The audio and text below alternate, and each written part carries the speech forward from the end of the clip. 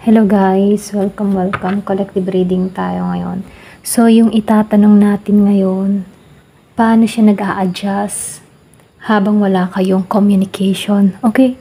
So, tingnan natin kung ano yung energy ng person mo. Paano ba nag-a-adjust tong tao na to habang wala kayong communication?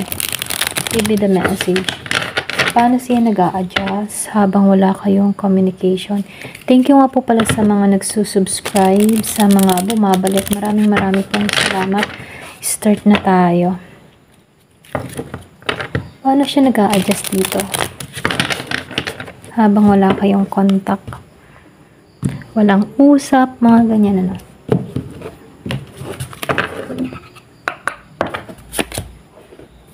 Meron ka ditong 4 of Swords reverse. So, lumabas din tong the Hierophant reverse. 10 of Cups reverse. Queen of Wands reverse. Lahat naka-reverse. So, meron din ditong 10 of Pentacles reverse. 5 of Cups reverse. 4 of Wands upright. 2 of Swords reverse. Queen of Pentacles upright, the Lover upright, 9 of Swords upright, Strength reverse, and the 7 of Cups reverse. So, meron nung nakita ditong Libra, meron ding Gemini, Aquarius, meron ding Scorpio, Cancer, and Pisces, Aries, Leo, Sagittarius, and Virgo, Capricorn, Taurus. Halos lahat narito, no? Nangingibabaw dito si Gemini. Meron din akong nakikita ditong Leo, Taurus, Virgo. Okay? Ayan. So, start na tayo. So, dito, no, nakikitaan ko dito yung 4 of Swords, reverse, and the Hierophant, reverse. Pareho silang naka-reverse. So, ibig sabihin, ano, sa umpisa, ramdam na ramdam niya yung bigat ng katahimikan. Alam mo yun? Yung tipong gano'n. Ramdam na ramdam niya yung bigat ng katahimikan, hindi to comfortable. Then, nakikitaan ko dito, instead na makapagpahinga yung isip niya, no? So, mas nagiging magulo at restless siya dito. So, ito yung stage na tipo na hindi siya mapakali. Para bang hindi niya alam kung tatahimik ba muna siya or magpaparamdam na. Kumbaga, itong tao na to, no, nag-iisip-isip. Okay? So, dito, no, nakikitaan ko rin dito yung the Hierophant. Malakas yung Taurus dito, no. So, lumalabas dito, meron tong pagka-restless. Alam mo yon. So, lumalabas yung rebellious side niya. Kung dati, structured tong taong ito, predictable, may routine, now, para siyang ano, ibang nag-iiba yung ugali niya. Alam mo yun? So, umaasa siyang okay lang ako, ganon ang energy niya, no. Pero kahit hindi, okay? So, nakikita ko dito, ayaw niya dito na sundin yung dapat na ganito ha, yung gagawin, no? Kumbaga, itong tao na to, mas sinusunod niya yung ego niya. Okay?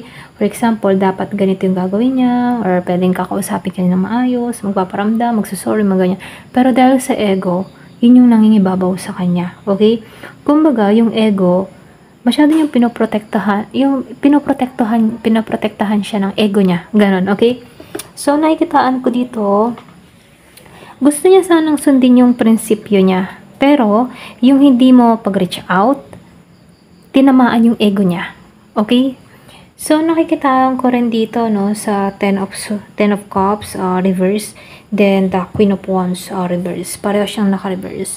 So, ibig sabihin, ano, meron ditong emotionally, hindi siya fulfilled ngayon, no, kasi sa no contact. Hindi niya ramdam yung kabuuan. So, lumalabas na para bang hindi niya ma-feel yung emotion niya na safety ngayon. Okay? So, nakikita ko dito para bang may kinukuha siyang emptiness or gap na dati ikaw yung nag-feel. Okay? Ikaw yung pumupuno. Ganon. So, nakikita ko rin dito sa Queen of Wands reverse, yung bang tipo na ayaw niyang ipakita pero trigger na siya. Okay? So, dito, no, internally, itong tao na to ay nababahala.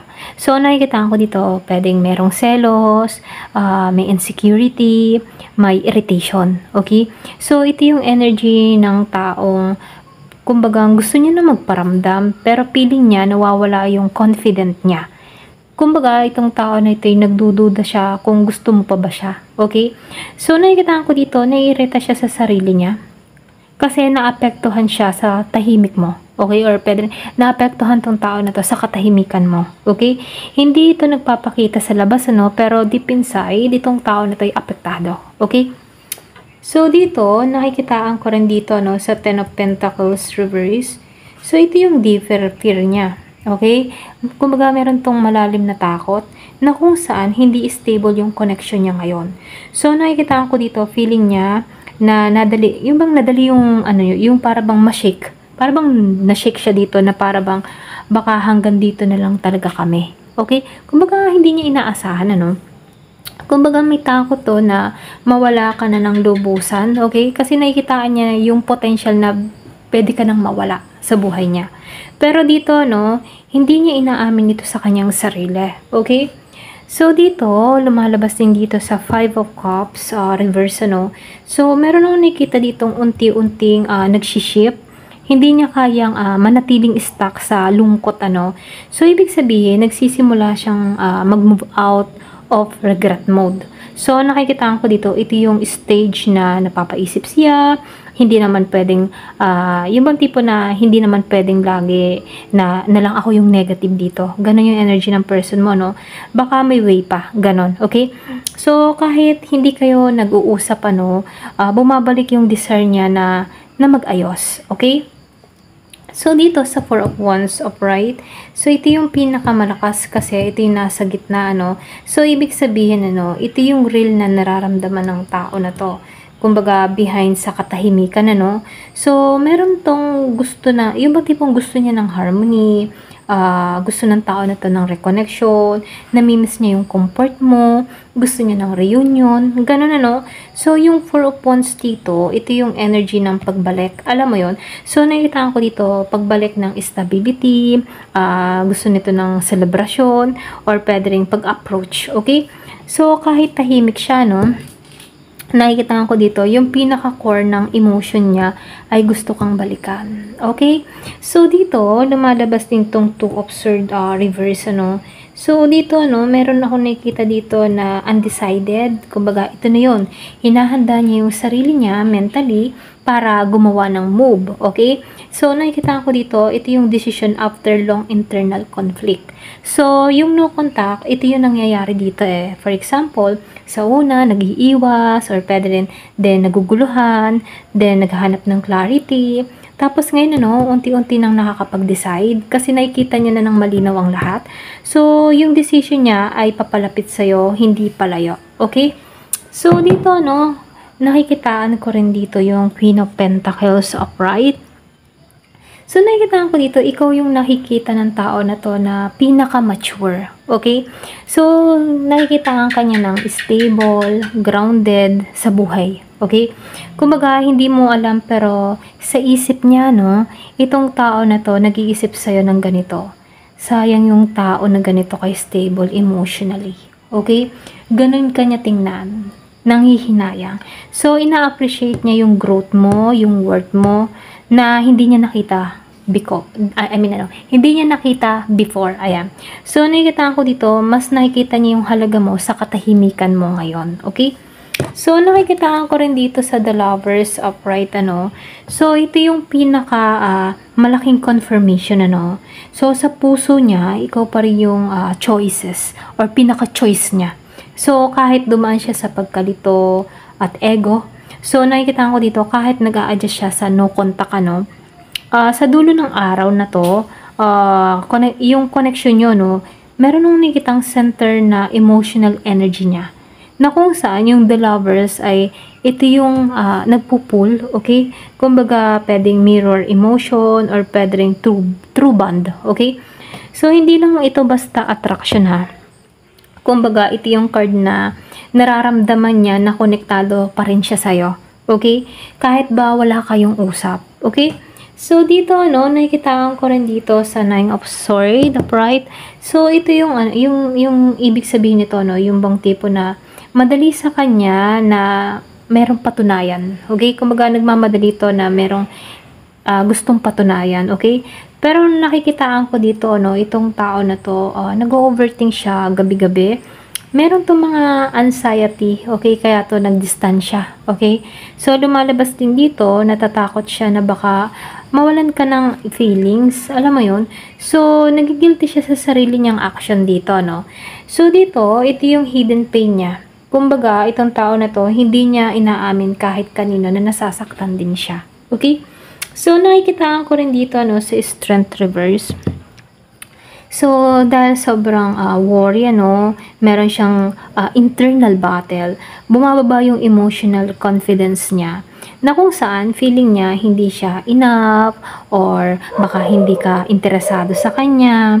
Kung nagtataka ka, no, kung bakit minsan bigla siyang cold, or pwedeng kung nararamdaman mo na para bang merong something sa kanya, or bakit ganito yung inaasan ng person mo, no? Kasi itong tao na to, not confident emotionally, okay? Pero ayaw niyang aminin, okay?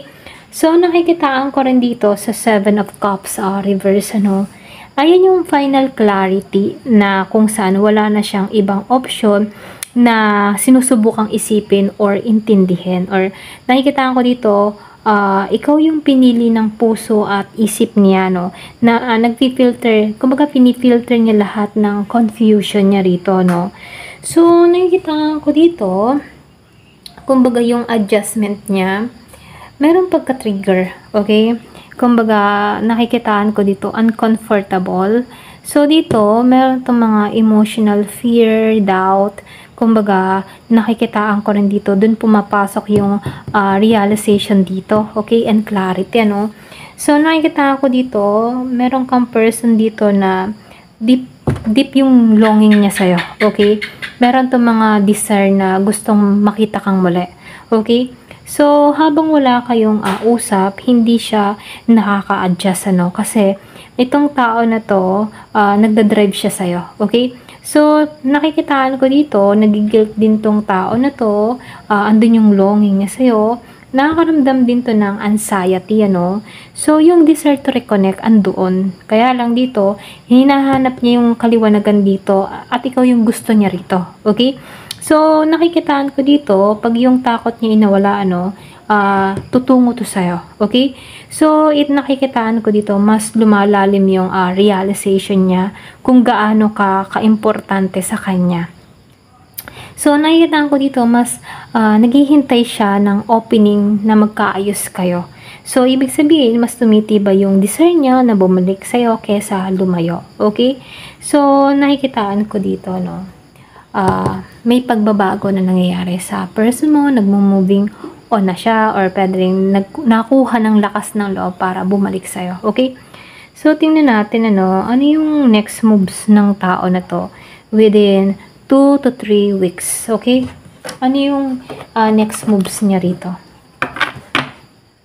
Give me the message. Ano yung next moves niya 2 to 3 weeks?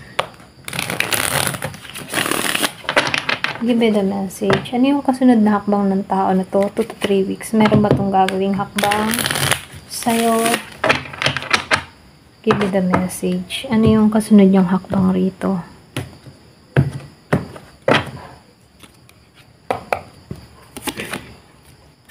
So, lumabas yung the moon, 5 of Pentacles.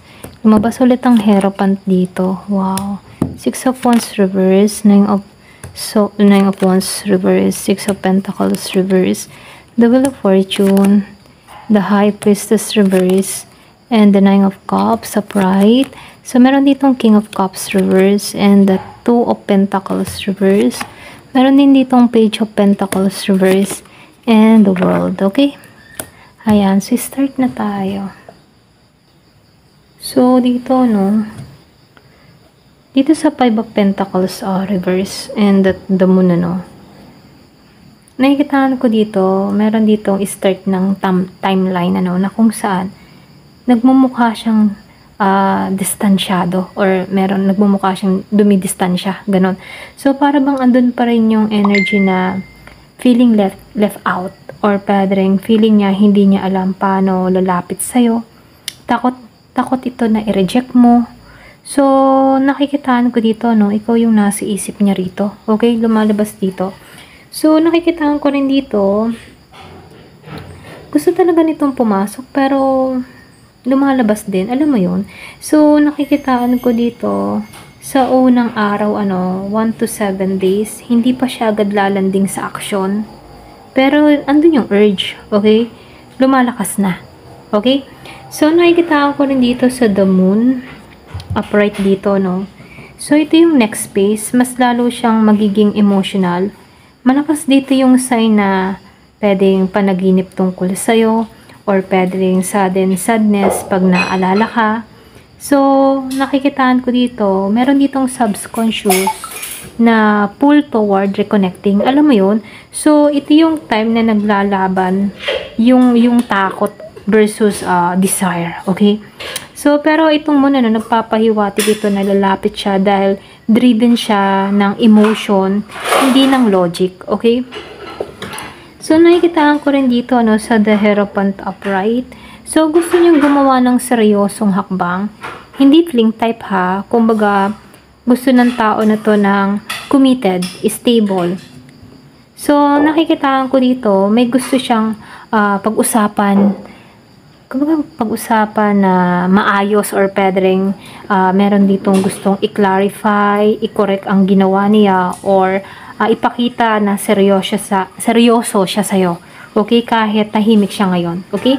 So, nakikitaan ko dito, andito yung card ng respect at seriousness, So, dito, nakikitaan ko rin dito sa 6 of Wands reverse, Ayan, pasensya na sa ingay, So, dito sa 6 of Wands reverse, nahihiya siya sa'yo. Okay? May nahihiya dito. So, may takot siyang matalo o mapahiya kapag mag-reach out siya. So, iniisip niya dito, yung ganito ba? For example, paano kung hindi niya ako pansinin? Or, paano kung hindi niya ako gusto? Paano kung mali yung timing ko? Okay? So, ganun yung energy niya dito, Kaya medyo delay yung move. So, nakikitaan ko rin dito sa 9 of Wands reverse, Ito yung sign na napapagod na siya sa pagpipigil. Alam mo yon. So, nakikitaan ko dito, meron ditong ibababa yung guard niya. Kung dati mataas ang wall niya, nakikitaan ko dito, next to 2 to 3 weeks, magiging vulnerable siya. Okay? Hindi niya na kayang tiisin yung distance. Hindi niya na kayang i-pretend na okay siya. Ito yung malakas na timing card ng magpaparamdam. Okay? So, nakikitaan ko rin dito sa 6 of Pentacles reverse, So, nakikitaan ko dito, meron ditong mag-approach or pwedeng hinahanap yung balance. So, nakikitaan ko rin dito, magpaparamdam pero hindi pa full effort yung energy niya rito, So, magbibigay siya ng energy pero mababaw muna. Kumbaga, tinetest niya muna ikaw.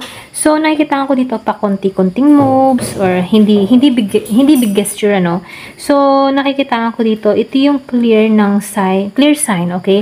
Clear sign na papalapit siya, okay?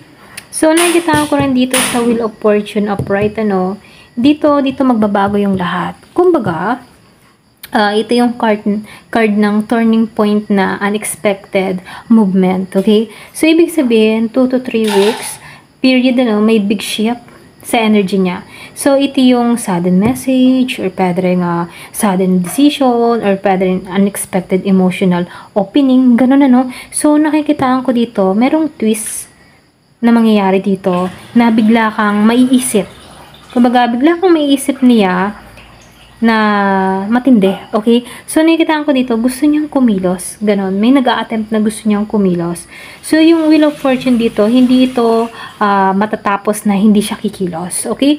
So, nakikitaan ko rin dito sa The High Priestess reverse, ito yung confirmation na hindi siya magtatago ng kanyang nararamdaman.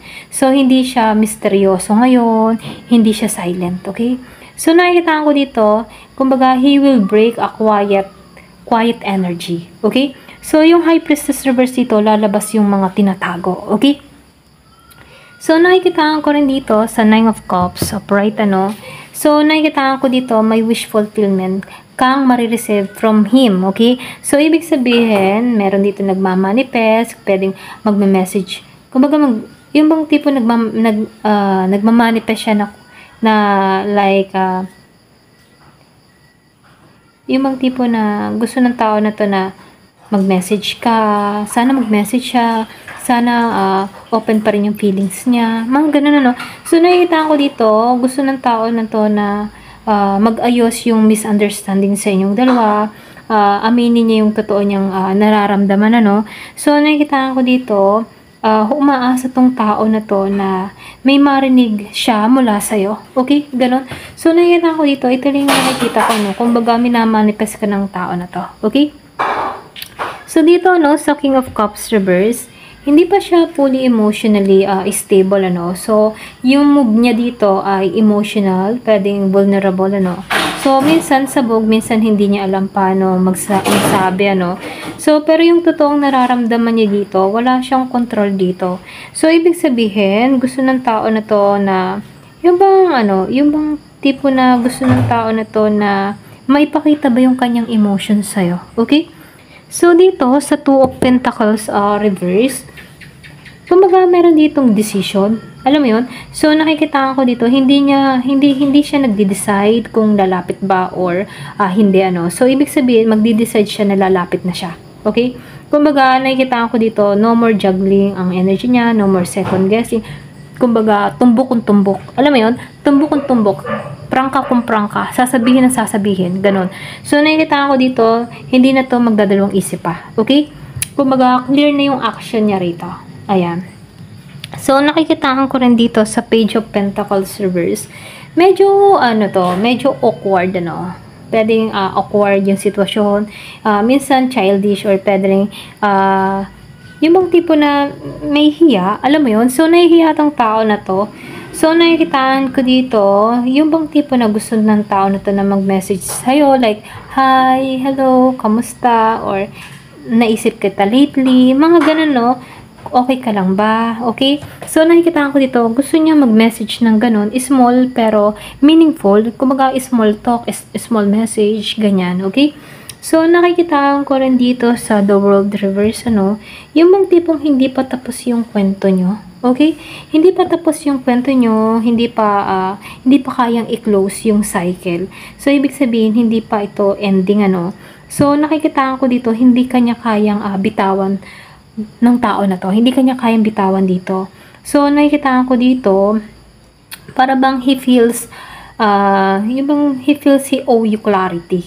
Okay? So, nakikita ko dito, yung bang tipo na gusto niya yung clarity sa'yo, connection sa'yo, yung healing sa'yo. Alam mo yon? So, gusto niya na maramdaman niya na magkaroon ng kaliwanagan sa inyong dalawa. Okay?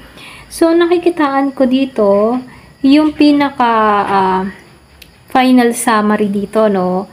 Within 1 to 2 weeks, magulo yung isip niya rito, emotional pull yung nararamdaman ng tao na to, pwedeng guilty rin, miss ka niya, pero quiet siya rito, no? So, iniisip kung lalapit siya, naghahanap ng timing.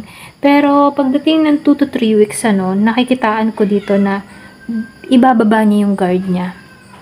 So, hindi niya na kayang magpigil pa. So, pwedeng mag-start ng soft message. Kumbaga, may pagka-vulnerable yung energy niya rito, pero nakikitaan ko dito, mag-a-attempt to ng reconnection sa'yo. Okay? So, gusto ng tao na to ng emotional conversation. So, hindi pa perfect pero sincere. Okay? Pero ganun pa man, yung cycle sa inyong dalawa, magkukontinuous to. Hindi pa tapos. Okay? Ayan, ito yung nakikita ko, no? Kumbaga, andun yung pag-reach out ng tao na to, emotional opening, at magre-reconnect to, mag-attempt to makipag-reconnect sa'yo. Okay? Ayan, ito lang nakikita ko. Ayan, thank you for watching. Love and peace.